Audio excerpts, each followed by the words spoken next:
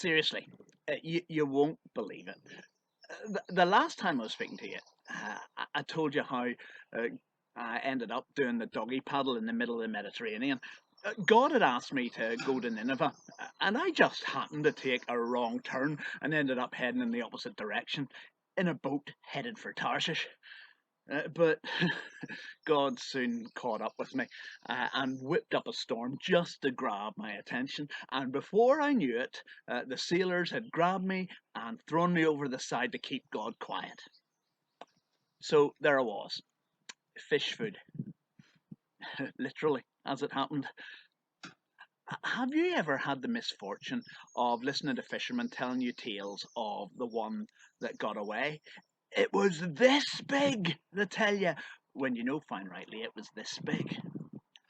Well, I've got a story that'll top any of theirs. Not so much the one that got away as the one that got me. How big was it? Well, it was big enough to swallow me in one gulp, and I'm quite a mouthful. You were swallowed by a fish, you say? Do you think I'm going to swallow that? Well, I don't care. I know it happened, and that's good enough for me. If I hadn't have been swallowed by that fish, I would have drowned.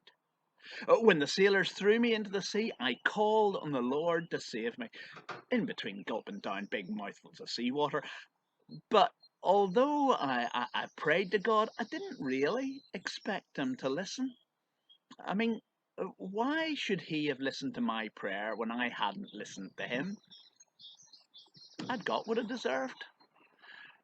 But He did save me. Although, I'll admit, it was a strange salvation. But strange salvation or not, all that I could do was sing a song of praise to the Lord from the belly of that fish. Not too many people have done that, I would think. I didn't know, I didn't care what lay ahead, I just praised God.